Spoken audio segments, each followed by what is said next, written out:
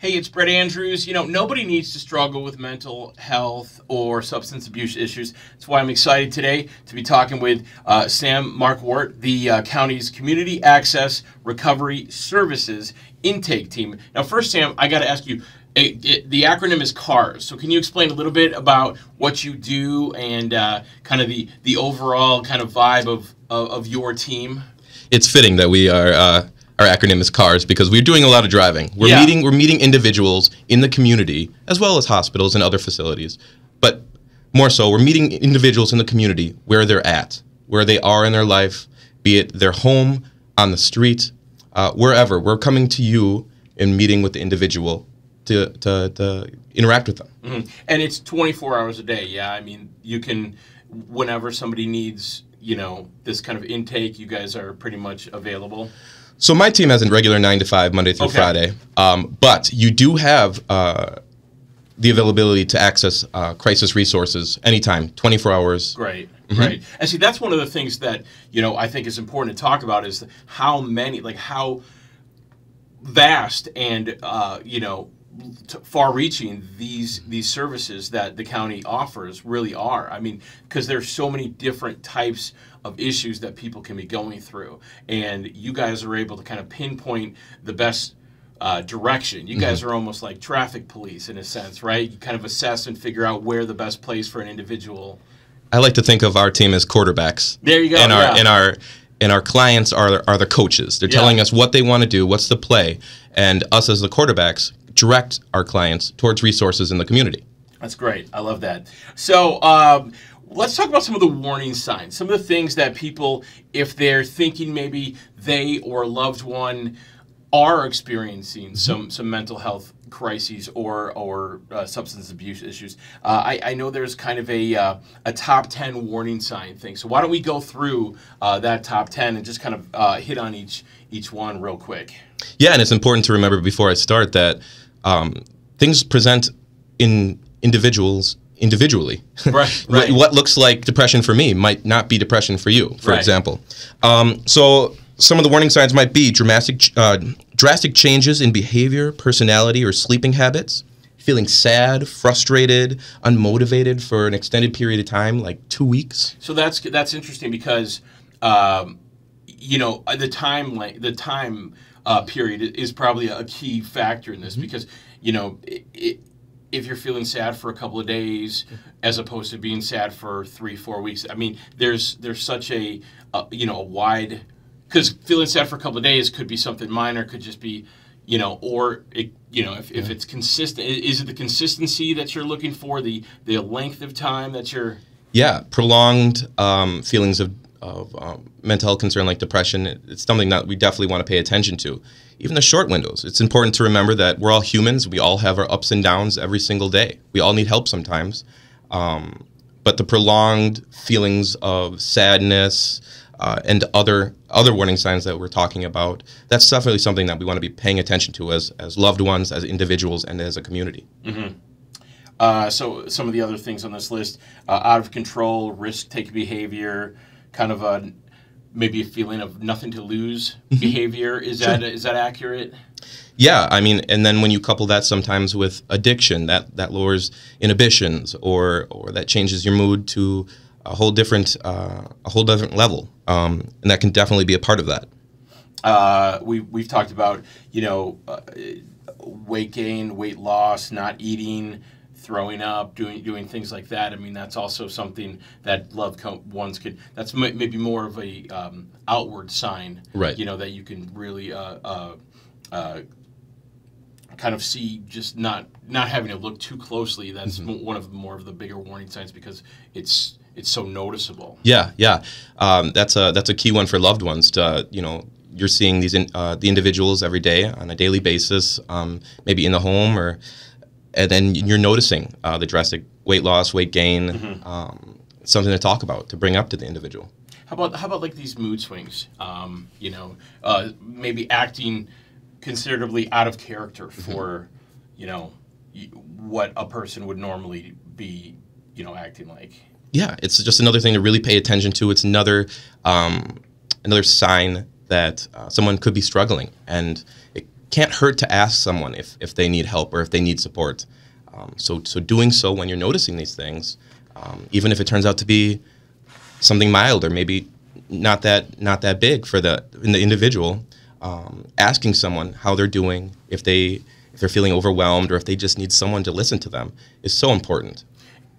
With your intake team as part of what you guys do you find that, especially if it's like a loved one that's maybe concerned about somebody, do you find that there's a level of no, that's not it, or a denial or a covering of emotions and feelings because maybe people are scared to get help? Yeah, I definitely think that's part of it. And then from the angle of a loved one or someone who cares about the individual, it's important to remember that we're meeting the individual where they are in their journey and recovery. Mm-hmm. A lot of times we care about the people in our lives, and we want them to succeed and flourish. And so seeing someone you care about struggle is very, very hard, be that mental health or addiction. So keeping it back in your mind that, if someone's not ready to move forward, it's best to meet them where they are instead of trying to push them. And then a lot of times you're seeing people pull back. Sure. I think it's, and this is something that I think that's been talked about a lot, is the person needs to be ready to get help. You can't force. It's hard to force somebody to get help because then they're just going to be so combative about that help that it may not help. It may not be at that particular moment. So when people are ready, whether it be a loved one, encouraging someone to get help, or just somebody who just realizes on their own that hey, things are different inside me. What can I do? Talk about some of the resources that you have, some of the ways that people can take advantage of the services, because maybe somebody needs that help and wants that help but doesn't know where to get it. And that's why these conversations and this, mental health minute is so important, because we want to shed a light on, hey, there's tons of stuff right here in the county that are available to you, but maybe people don't know. Right. And I think you touched upon it perfectly. Tons of stuff. The resources can be overwhelming. There's different opportunities for everyone. And I want to just touch upon real fast the fact that Milwaukee County is really focusing on the no wrong door policy. If you're calling any of our services, that someone is actively working with you to help you get directed to the right resource that will be most beneficial towards you. Not just, here's a phone number, go about your day. Yeah. Actively, no wrong door. You called Milwaukee County. Let's direct you towards the resources that are most beneficial and supportive towards you. So it's not like the when you call customer service and they're not the right department, so they just forget about you, and that cell phones and cable company, what I mean? You're like, oh, that's not my problem. I'm going to put you on hold for another 45. Exactly. But you guys will pinpoint exactly where somebody needs to go and make sure that they actually connect, and that's huge. That's what we're starting to work towards. We're improving upon it every single day, and I'm very excited that Milwaukee County has taken this focus. Do you think there are there any areas that you think could be improved in dealing with this, both as in terms of not only just loved ones in the community, but just more specifically in what you guys are doing to expedite or make it easier? So one of the big things that we try to do when we're meeting with our clients is taking surveys so that we're learning upon our previous interactions with others and continuing to grow. I'm assuming this is where the no wrong door came from, among other things. We're taking information from previous clients or clients that we're currently working with and developing systems and putting them in place to be more supportive to the community. Yeah, and that those lines of communication you're finding, aren't you, that they're so vital between the different departments, because it absolutely makes a world of difference, right? Yep. That's great. What else? What else should we know? What else? Whether it's in dealing with maybe talking to somebody that you love, because that can be a hard thing too. I know a lot of I would imagine if you have a loved one that's struggling with this type of issue, it's sometimes easier to convince yourself, well, no, that's just my imagination. They'll snap out of it. It may be scary to approach a loved one. Is there a resource inside your organization, inside the community, that maybe helps people with the skills to confront and address these issues with the loved one, whether it's a spouse or a friend or a child, a son or a daughter, you know what I mean? Like, because that can be very frightening, especially for parents or for spouses. And, from quick answers to questions being asked all the way to support groups for loved ones that focus on the families or the friends surrounding the individual who's struggling with addiction or mental health is available within Milwaukee County. So if you reach out to Milwaukee County, call crisis services, the crisis line which you mentioned, or just calling 211 for general information, they can direct you towards resources for families or for loved ones. That's great. It's great. Because I think, one thing that's important to remember is that while, and I think this is true for a lot of things, when it comes to overall health issues, mental or otherwise, is that it's not just the person who's going through it. It's the person who's going through it, but it's the people that they are surrounded with too, because it affects their lives as well. And it's not always easy. I mean, even from a close by person, as well as the the particular person going through that situation. So why don't we just make sure that we spend a couple of minutes talking about exactly where we go to contact. Now, there's the website, which is, let me make sure I've got this right, so I don't want to mess it up. It's betterwaystocope.org, betterways2to, not to, it's betterways2cope.org, yes. Or the 24-hour crisis line, which you mentioned, which is 414-257-7222. Are there any other avenues? Can you just walk in somewhere? Can you let's talk a little bit about that. Sure. Milwaukee County has a plethora of opportunities to seek support and services. One that we direct our clients to often is the access clinics throughout Milwaukee County.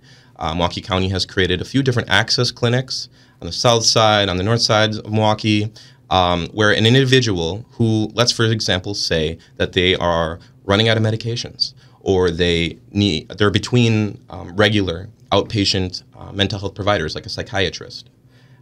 They can go in for bridge appointments to these access clinics. They can come in the next day, or into walk-in hours, I should say, and meet with a provider that can help bridge appointments until they're in contact with a new regular outpatient provider.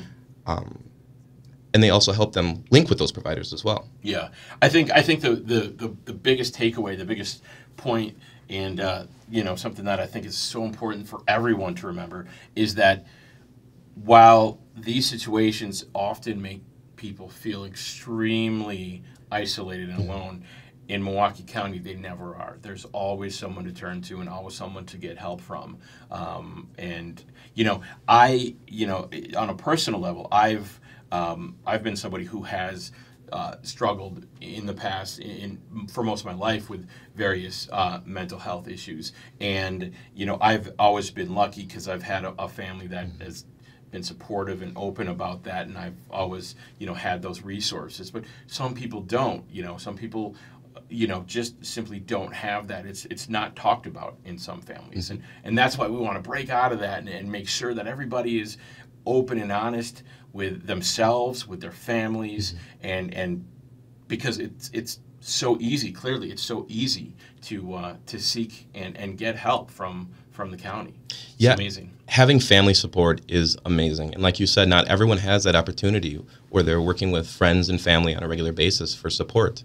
And so, one of the things that my team does is we link individuals sometimes to case management services at different levels of care. And in doing so, you're working with a case manager, and that case manager is helping to form a team around an individual, linking them to community resources, because maybe they don't have those family resources, or maybe they need some additional, or the family needs some support. So case manager is not only working to get the family and friends involved, but they're also working to get the community involved with the individual and linking the individual to the community. Amazing, amazing. Let's give the website and the phone number one more time, betterwaystocope.org. And the 24-hour crisis line, 414-257-7222. Sam, thank you so much. Before I let you go, anything else?